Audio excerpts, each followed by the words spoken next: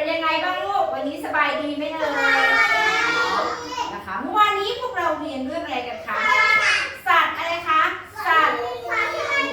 ไม่มีพิษและสัตว์มีพิษใกล้ตัวเรานะคะเอาก่อนอื่นเรามาร้องเพลงก่อนจะเรียนรู้ดีไหมคะเอาร้องเพลงสัตว์เด็กๆก็ปรบมือให้คุณครูด้วยแล้วก็ร้องตามคุณครูนะคะ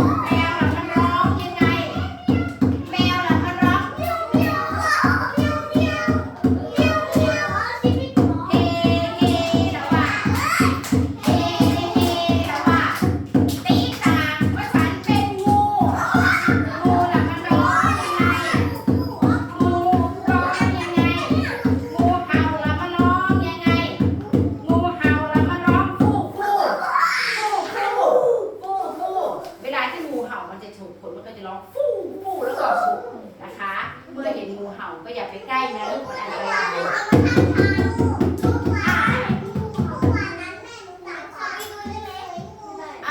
ทีนี้นะคะคุณจะถามเด็กๆว่าอยู่ที่บ้านเด็กๆนะคะน้องย่อมาขึ้นเอามือตุกตักคุณครูจะถามว่าอยู่กับบ้านหนูเนี่ยมีสัตว์อะไรที่มีพิษและไม่มีพิษที่ใกล้บ้านหนูมั่งคุณครูบอกว่าให้ไปสอบถามสืบค้นข้อมูลกับคุณพ่อคุณแม่แล้วมาเล่าให้เพื่อนฟังว่ายังไงบ้างคะเห็นงูมาอยู่ที่บ้านงูมันเป็นสัตว์มีพิษไหมลูกมีพิษนะคะถ้าเห็นงูก็ต้องไปไกลๆนะคะแล้วบอกคุณพ่อคุณแม่คุณตาคุณยายใกล้งูนะคะแล้วบ้านหนูล่ะผีเสื้อมีพิษไหมคะไม่มีพิษผีเสื้อแสนสวยไม่มีพิษเดี๋ยวดูถอยไปนั่งที่ตัวเองก่อนค่ะคุณเก่งวันนี้เป็นเด็กดีตั้งใจเรียนแล้วนั่งใส่นะคะนั่งใส่แล้วมีแมวเหรอลูกแมวมีพิษไหมคะแมวไม่มีพิษนะคะแล้วบ้านพี่ธาราเหรอลูกมีผีเสื้อบ้านพระมีผีเสื้อแล้วบ้านพี่ธารีนะคะมีอะไรสัตว์ที่ใกล้ตัวเรามีอะไรลูก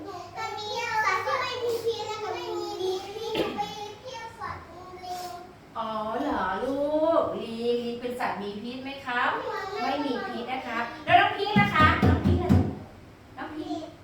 มีอะไรมีเป็ดเหรอลูกเป็ดมีพิษไหมคะ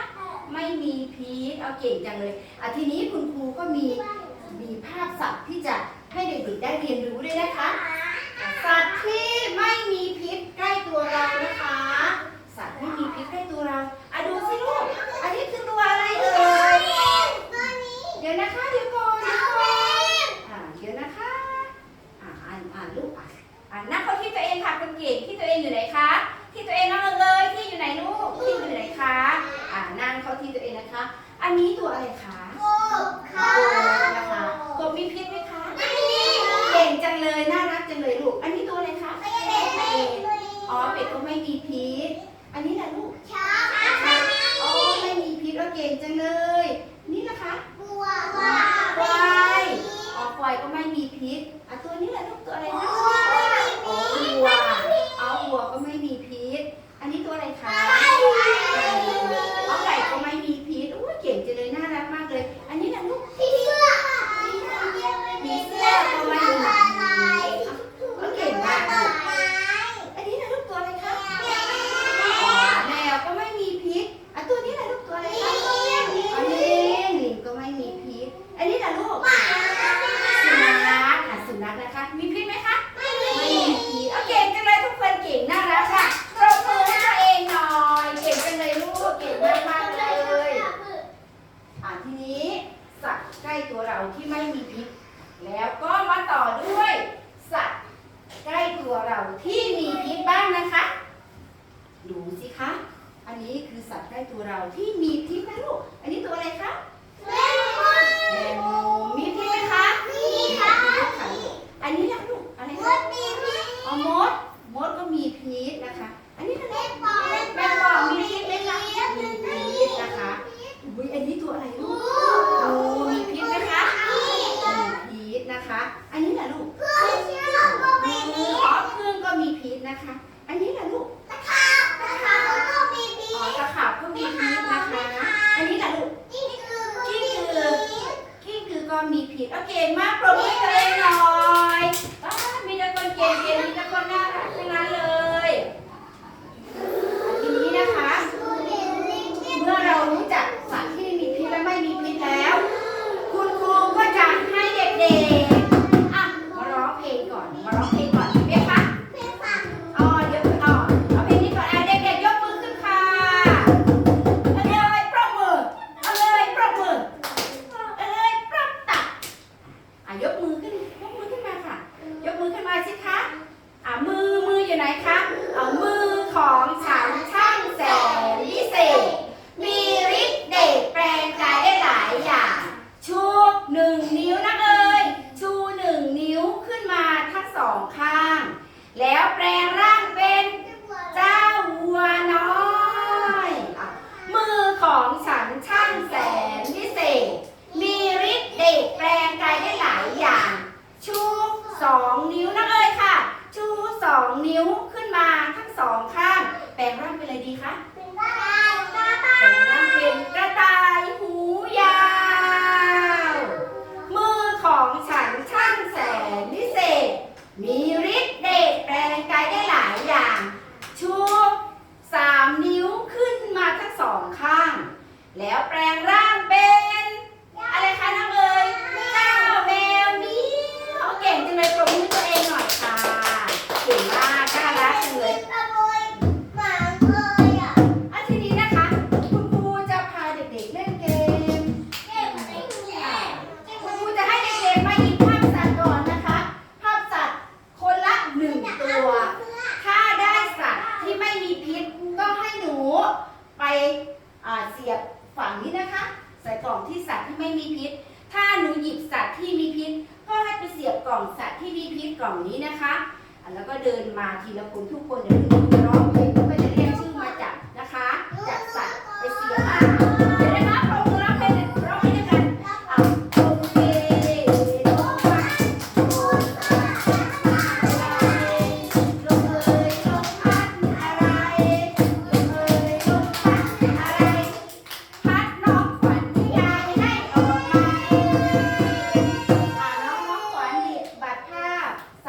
ตัวนะคะ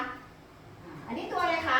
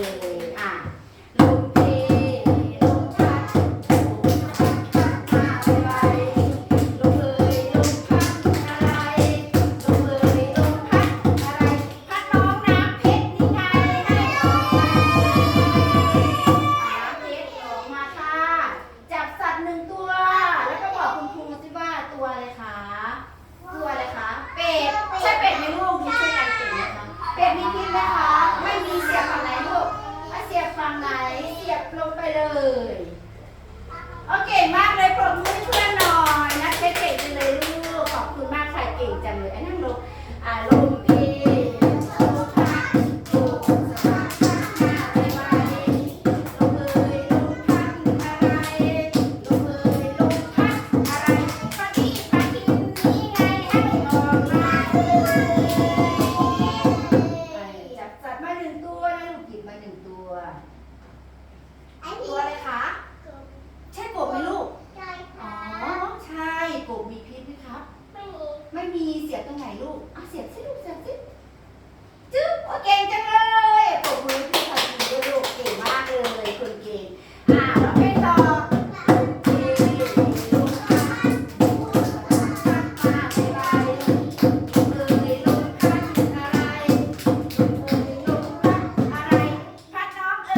นี่ไงให้ออกมาจับสัตว์หนึ่งตัวค่ะหยิบมาหนึ่งตัวเลยค่ะ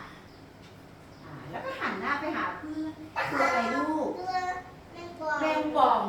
ใช่แมงป่องไหมคะแมงป่องมีพิษไหมลูกมีพิษเสียบฝั่งไหนคะโอ้เก่งจังเลยไปเลยเก่งมากเดี๋ยวเสียบเพื่อนๆดูซิน้องเอ๋ยทำถูกไหมคะ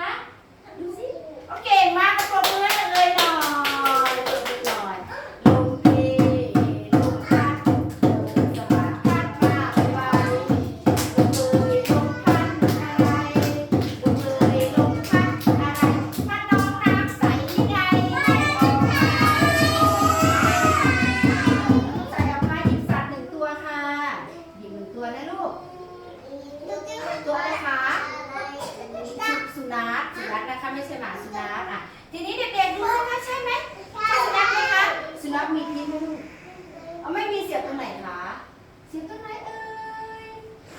เสียบตรงไหนเอ่ยจึ๊บโอเคจังเลยปรบมือให้น้องน้ำใสหน่อยค่ะ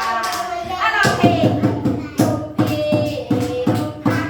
ลมสะบัดพัดมาไวๆลมลมพัดอะไรลมลมพัดอะไรพัดน้องยิ้มยังไงออกมาตัวค่ะอันนี้ตัวอะไรคะแมงมุมไหนเพื่อนๆดูสิลูกเพื่อนๆดูสิคะถูกไหมถูกต้องไหมแมงมุมไหมคะแมงมุมนะคะมีพิษไหมลูกมีพิษเสียบฝั่งไหนคะเสียบฝั่งสัตว์มีพิษเด็กๆดูเพื่อนทำถูกไหมคะถูกไหมลูกปรบมือให้น้องยิ้มหน่อยเก่งมากเลยคนเก่งมากเลยเรามาร้องเพลงกันก่อนร้องเพลงลูกช้างกับลูกงูนะคะลูกช้างทำไมไม่มีพิษลูกงูทำไมมันมีพิษลูกช้างทำไมไม่มีพิษลูกงูทำไมมันมีพิษคิดแล้วก็ปวดหัวคิดแล้วก็ปวดหัวคิดแล้วก็คิดไม่ออกลันลาลันลาลันลันลาลันลาลันลาลันลันลาลันลาลันลาลันลันลาลันลาลันลาลันลันลาทำใหม่อีกครั้งหนึ่งลูกช้างทำไมไม่มีพิษลูกงูทำไมคะลูกงูทำไมมันมีพิษคิดแล้วก็ปวดหัวคิดแล้วก็ปวดหัวคิดแล้วก็คิดไม่ออกลันลาลันลาลันลันลาลันลาลันลาลันลันลาเก่งมากเลยค่ะปรบมือตัวเองหน่อยเด็กๆครับปรบมือน้าเอ๋ยปรบมือน้าเอ๋ยตบตักนั่งตัวตรงๆระวังมือลงไว้บนตักอยู่ไหนคะตักอยู่ไหนเด็กๆที่น่ารักต้องรู้จักตั้งใจฟังต้องรู้จักตั้งใจดูต้องรู้จักฟังคุณครูต่อไปคุณครูจะพาเด็กๆเล่นเกมปริศนาคำทายถ้าใครทายถูกครูจะมีรางวัลให้เยอะแยะนะคะทายถูกไหมเอ่ยจะทายถูกไหมนะทายถูกไหมเอ่ยทายดูนั่งก่อนอย่าเพิ่งอย่ามาส่องดูนะเดี๋ยวจะรู้จักก่อนเพื่อนเด็กๆคะนี่ใครทายถูกคุณครูจะมีรางวัลไหนใครอยากจะทายบ้างยกมือขึ้นสิลูกนะคะถ้าใครทายถูกจะมีรางวัลให้นะจะมีราง างวัลให้นะถ้าใครถ่ายถูก ว้าเดี๋ยวคุณครูจะถ่ายแล้วนะอะไรเอ่ยว้าไม่เห็นแล้วเหรอลูกเห็นใช่ไหมปิดไว้ก่อนถ้างั้นเอาตัวใหม่นะเอาตัวใหม่ครูปิดไว้ดีอะไรเอ่ยเลี้ยงไว้ในเล้าขันทุกเช้าเสียงดังเอ๊ะเอ๊ะเอ๊ะ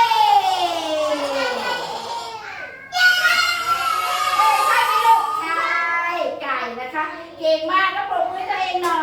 เก่งมากค่ะทีนี้ปิดไว้ดีๆครูปิดไว้ดีๆกลัวเด็กจะเห็นครูปิดไว้ดีๆเห็นแล้วเหรอเอาเห็นแล้วเอาตัวไหมให้เห็นแล้วชึบแอนอะไรเอ่ยนั้นมันน่ารักใครร้องทักมันร้องอู้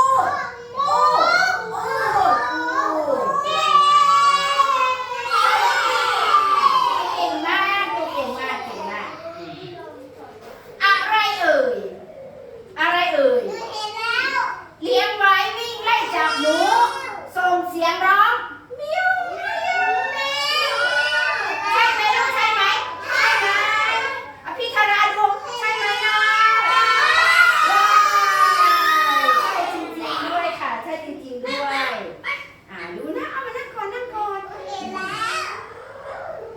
เห็นแล้วเหรอลูกอะไรเอ่ยตัวเล็กแต่พิษร้ายทิ่มแล้วไม่หายอันตรายถึงตายนะคะใช่ไหมลูกใช่ไหมคะตะขาบเก่งมากอะไรเอ่ยตัวลายพาดก่อนมีภัยอันตรายถึงตายนะถ้าไปหาหมอไม่ทันอะไรเอ่ยคะใช่ไหมล่ะ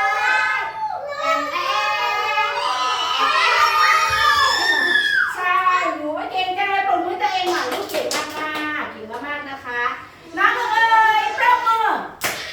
น้องเอ๋ยตบค่ะนะคะถ้าใครไทยถูกคุณมีรางวัลให้เยอะๆนะอะไรเอ่ยจะตายเหรอลูกเอาอีกอะไรเอ่ยเป็นเพื่อนที่ดีมีความซื่อสัตย์เสียงดังฟังชัดหัดไว้เฝ้าบ้านอะไรคะพี่ธาราอะไรคะสุนัขใช่ไหมใช่ลูกใช่แล้วสุนัขปรบมือตัวเองหน่อยเก่งจังเลยค่ะดูดิอะไรเอ่ยนี่ไหมอะไรเอ่ยชอบอาบน้ำในคลองส่งเสียงร้องกาใช่ไหมนะดูช่วยกันใช่ไหมพี่ธาราดูสิครับใช่ไหมใช่ลูกเอาเองตบมือตัวเองหน่อยเก่งมากค่ะทีนี้อะไรเอ่ยตัวใหญ่มีงวงมีงาชอบกินอ้อยเป็นอาหารใช่ไหมนะลูกใช่ช้างนะคะเก่งมากเอาปรบมือตัวเองหน่อยคนเก่งป้าที่เป็นคนเก่งๆทั้งนั้นเลยนะคะปรบมือตัวเองหน่อยนั่งที่ตัวเองค่ะนั่งที่ตัวเองนะลูกนะนั่งที่ตัวเองอยู่ไหนเลยที่ตัวเองอยู่ไหนคะ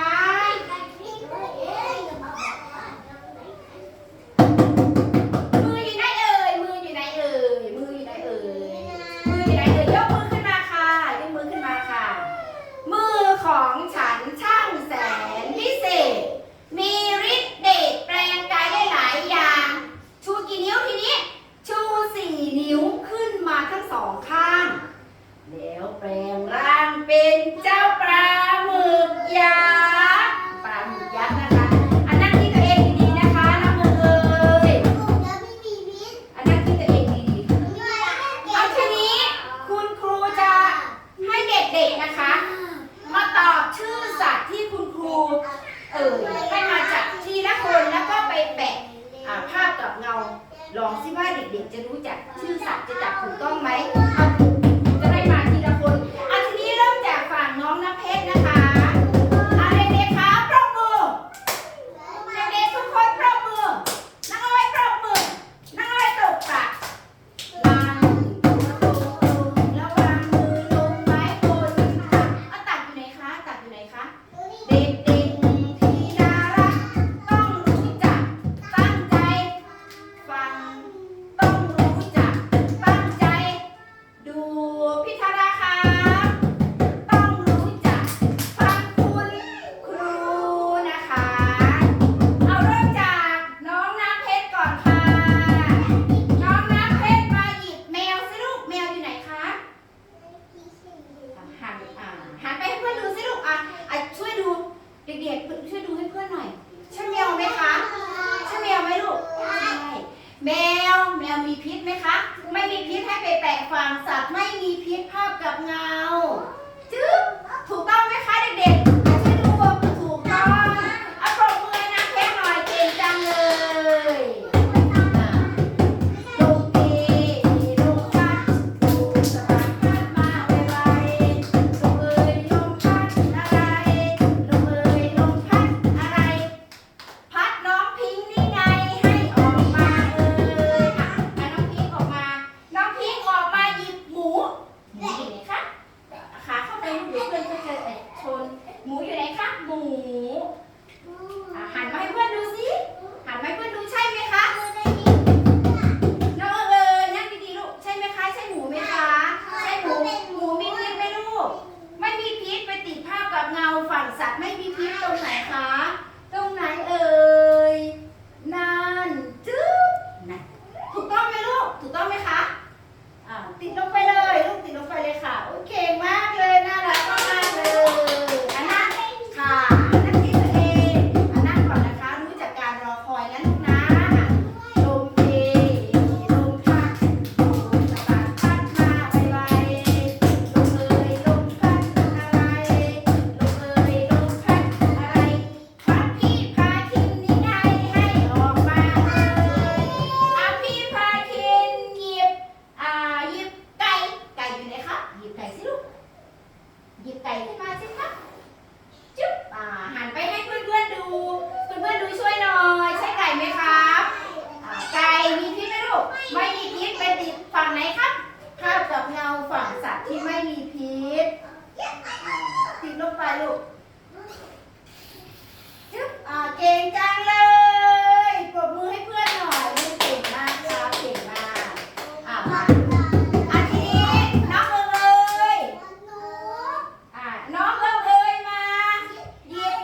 ยิบงูอยู่ไหนคะงูอยู่ไหนคะงูหยิบขึ้นมาหันไปให้เพื่อนดูซิใช่งูไหมลูกใช่งูไหมคะหยิบถูกไหมลูกงูมีพิษไหมคะมีพิษไปฝั่งไหนลูกไปฝั่งสัตว์ที่มีพิษไปแปะภาพกับเงาฝั่งสัตว์ที่มีพิษอยู่ไหนคะไปติดใกล้ๆกันชื่อเด็กๆช่วยดูหน่อยน้องเอ๋ยทำถูกไหมคะเอาปรบมือน้องเอ๋ยหน่อยเก่งมากเลยค่ะเดี๋ยวนะคะลงเอลงพัดลงสะบัดพัดมาไว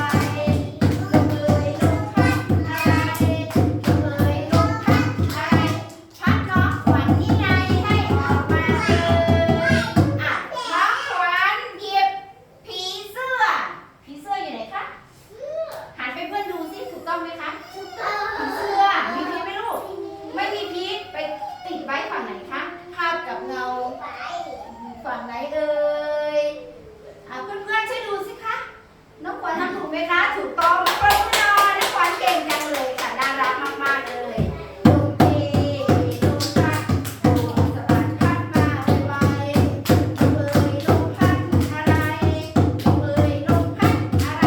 พัดพี่ทารานี่ไงให้ออกมาพี่ทาราหยิบเป็ดอยู่ไหนครับเป็ดหันไปเพื่อนดูสิลูกถูกต้องไหมคะถูกต้องเป็ดมีพิษไหมลูกไม่มีพิษไปติดภาพกับเงาฝั่งไหนครับฝั่งนั้นไงอยู่ไหนเพื่อนๆดูพี่ธาราจะติดถูกไหมลูกตึ๊บถูกต้องเลยปรบมือพี่ธาราหน่อยเก่งมาก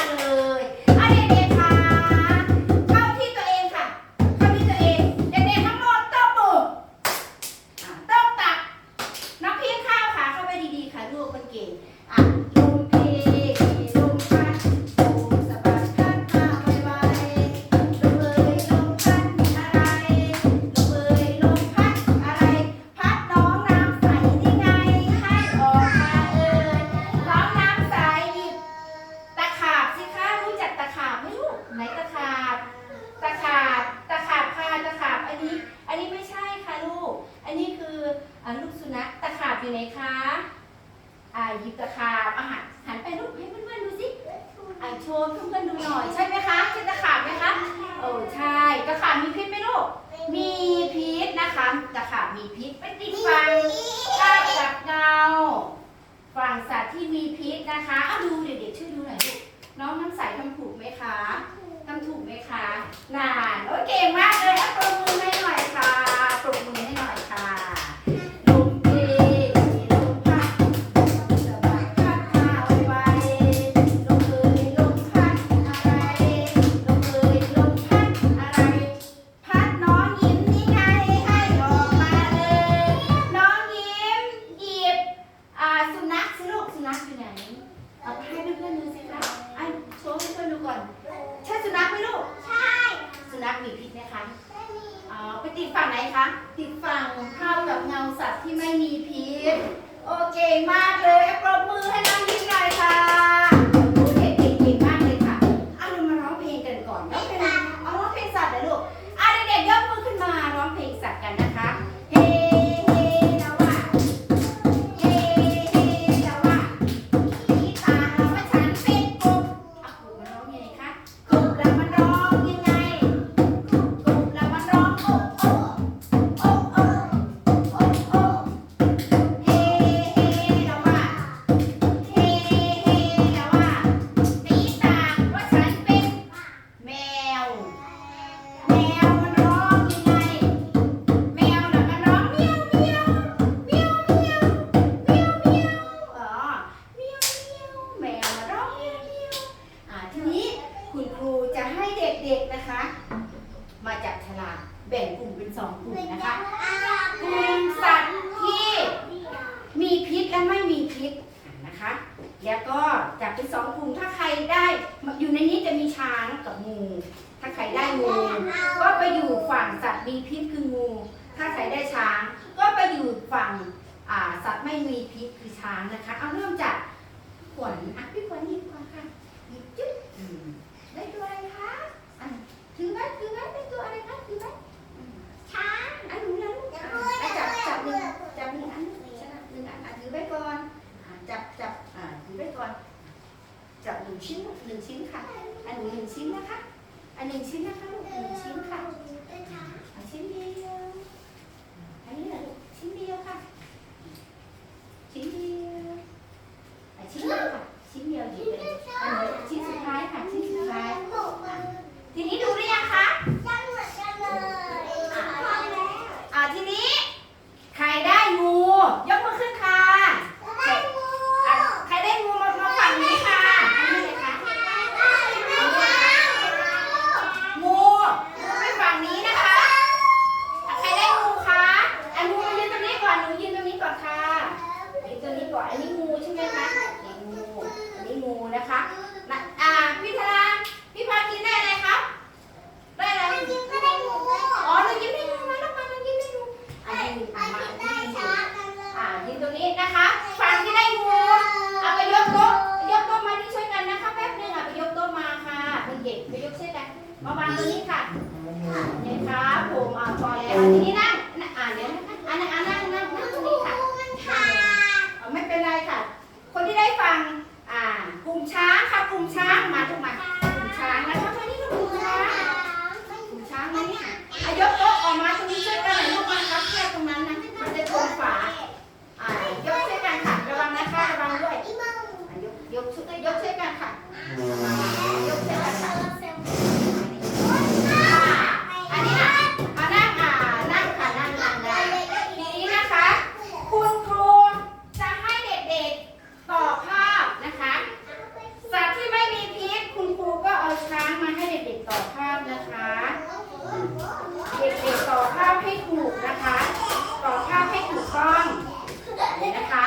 เสร็จแล้วคุณครูจะให้ออกไปนำเสนองานหน้าห้องเรียนนะคะให้เด็กๆต่อช่วยกันนะลูกนะให้ต่อช่วยกันนะคะภาพตัดต่อรูปสัตว์ที่มีพิษก็คือรูปงูนะคะนะคะ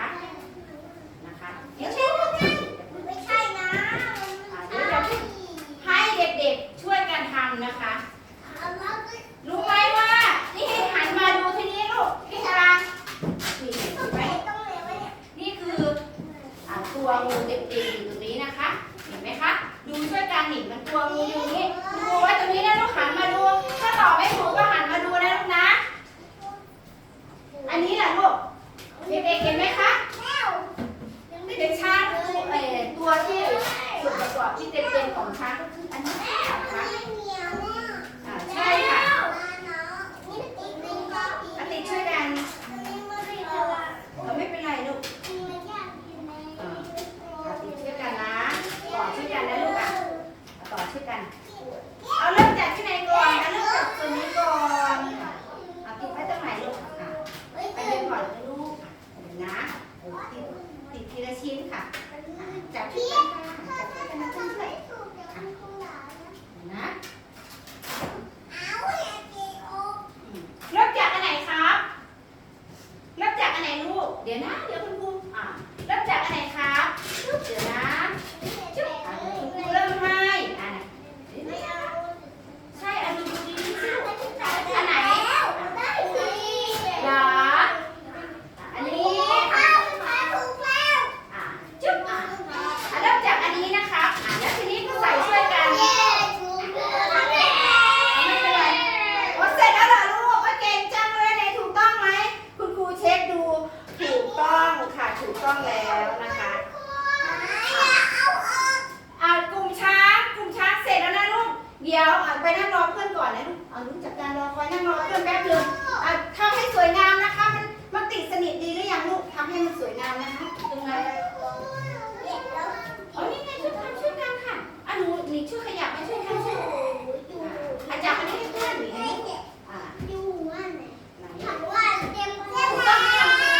ไหมลูกถูกต้องหรือยังถูกต้องแล้วทีนี้กลุ่มนี้เสร็จแล้วเด็กๆคะนั่งลงก่อนค่ะน้องน้ำเพชรมานั่งลงตัวเองก่อนค่ะคุณครูจะให้นำเสนองานน้องพีทคะมานั่งรอก่อนมาดูกลุ่มแรกจะนำเสนองานทีนี้หนูนะคะใครจะนำเสนองานส่งตัวแทนน้ำใสนำเสนองานไหมลูกใครจะนำเสนองานจะนำเสนอทุกคนไหมหรือจะส่งตัวแทนนะคะตัวแทนหนูยืนเด็กๆหันหน้ามาดูสิน้องพีให้เพื่อนดูสิลูกทำถูกไหมเพื่อนๆดูช่วยกันค่ะกลุ่มงูคะกลุ่มงูดูสิลูกถูกไหมคะเพื่อนกลุ่มช้างต่อถูกไหมดูสิลูกเพื่อนกลุ่มช้างต่อถูกไหมคะถูกไหมคะถูกน้องเอ๋ยคะถูกไหมถูกไหมคะทีนี้คุณครูจะถามว่าช้างเป็นสัตว์มีพิษไหมลูกไม่มีพิษนะคะช้างนี่ใช้ประโยชน์อะไรบ้างคะเอาไปล่าของทำอะไรได้อีกคะล่าของมาแต่ไกลแล้วทำอะไรได้อีกลูกใช้เพื่อการแสดงเตะบอลแล้วใช้อะไรได้อีกเอาไปขี่เอาไปออกศึกก็ได้นะคะรบในสมัยก่อนก็ใช้ช้างช่วยเป็นพาหนะออกศึกก็ได้เก่งมากเลยน้องใสมาใกล้ๆสิลูกน้องใสคะช้างนี่ทำอะไรได้บ้างคะช่วยกันตอบไปแล้วค่ะทำอะไรได้บ้างคะประโยชน์ของช้างคืออะไรลูกช้างอยู่ที่ไหนคะช้างก็อยู่ในป่าก็คือช้างป่าแล้วช้างที่อยู่ในเมืองช้างอะไรคะช้างเลี้ยงใช่ไหมคะช้างเลี้ยงเก่งมากลูกน้องขวัญกับน้องน้ำใสเก่งมากขอบคุณค่ะปรบมือให้เพื่อนหน่อยลูกน้องน้ำใสกับน้องขวัญเก่งมากปรบมือให้เพื่อนค่ะขอบคุณมากค่ะโอเคเดี๋ยวค่ะนั่งลูกนั่งเอาไว้มุมนั้นก็ได้ค่ะแล้วหนูมานั่งเลยค่ะจ้าเข้าที่หนูเลยค่ะลูกทีนี้เข้าที่น้องเลยคะที่อยู่ไหนคะที่ตัวเองค่ะทีนี้เด็กๆกลุ่มช้างเข้ามาดูกลุ่มที่2ได้งูพี่เซนใครจะมานำเสนองานพี่ชาลานำเสนองานใครอีกคะใครจะแล้วมานั่งนี้ใครจะนำเสนองานนี่หันมาให้เพื่อนดูอันนี้เสร็จหรือยังคะเสร็จแล้วนั่งที่ตัวเองค่ะลูกนั่งที่ตัวเองค่ะที่ตัวเองอยู่ไหนคะอันนี้เสร็จแล้วเหรอลูกอันนี้คืออะไรคะตัวอะไรคะตัวอะไรลูกงูเป็นสัตว์ที่มีพิษหรือไม่มีพิษครับ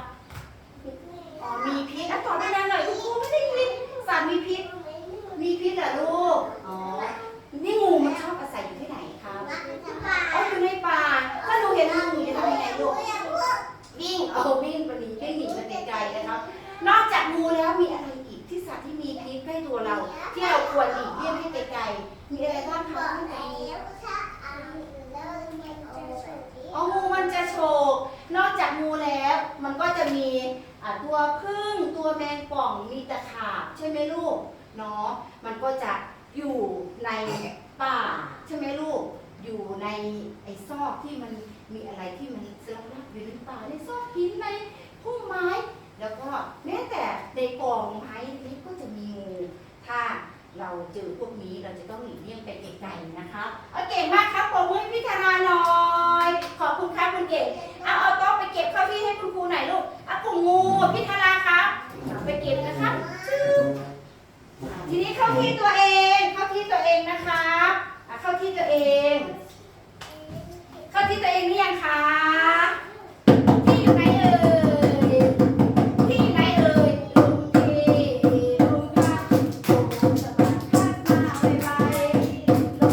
ลมพัดอะไรลมพัดอะไรพัดเด็กๆทุกคนนี้ไงให้เข้าที่เด็กๆวันนี้น่ารักมากลูกเก่งมากคุณครูมีรางวัลเด็กดีมีรางวัลครูเก่งด้วยนะน้องเลยคะเหนื่อยไหมคะเหนื่อยทำยังไงลูกเรามานั่งสมาธิก่อนสินั่งสมาธิมือวางไว้บนตักนั่งตรงๆนิ่งๆนะคะนั่งนิ่งๆหายใจเข้าลึกๆหายใจออกค่อยๆหายใจเข้าค่อยๆหายใจออกนั่งนิ่งๆนะคะแล้วหนูก็จะได้หายเหนื่อยหายไปแล้วรอขึ้นก่อนน้องเอ๋ยคนเก่งนั่งดีๆค่ะนั่งนิ่งๆนั่งนิ่งๆนะคะจะได้หายเหนื่อยหายเหนื่อยแล้วเหรอลูกทีงั้นลืมตาขึ้นได้นะคะเดี๋ยวคุณครูมีรางวัลมีของรางวัลที่จะให้เด็กๆนะคะคุณครูจะให้เด็กๆกลับบ้านใครตอบได้คุณครูจะให้กลับบ้านไปเลยนะคะจะเอาผีเสื้ออันนี้มันไม่ชอบไม่ชอบจะเอาผีเสื้อเดี๋ยวนะคะเดี๋ยวรอก่อนค่ะรอก่อนค่ะถ้าใครตอบได้คุณครูจะให้รางวัลคุณครูจะให้หน้ากากสัตว์ไปเล่นที่บ้านเลยนะคะอันนี้ตัวอะไรคะไก่ใครจะเอาไก่ครับใครจะเอาลูกเอาไปเล่นไหมหนูลูกขอบคุณค่ะก่อนขอบคุณค่ะอันนี้ตัวอะไรคะผีเสื้อขอบคุณค่ะก่อนคุณครูจะให้ไปเล่นที่บ้านนะคะอันนี้นะลูกอันนี้ตัวอะไรคะหนูจะเอาใช่ไหมลูกขอบคุณค่ะก่อนอันนี้เหรอลูกอันนี้นะคะใครเอาโมดหนูเอาเหรอลูกมาขอบคุณค่ะก่อนอันนี้ล่ะลูกใครจะเอาคะตัวอะไรคะหน้ากากอะไรหนูนั่งลงก่อนบอกก่อนนี่ตัวอะไรคะแมงมุมนะคะมาขอบคุณค่ะก่อนลูกขอบคุณค่ะพี่พายกินเหรอลูกเอาไหมครับนี่ตัวอะไรครับช้างเอาไหมลูกไม่เอาอันนี้ล่ะลูกหนูจะเอามานี่ตัวอะไรคะงูขอบคุณค่ะก่อนขอบคุณค่ะพี่พายกินเหรอลูกเอาไหมครับเอาไหม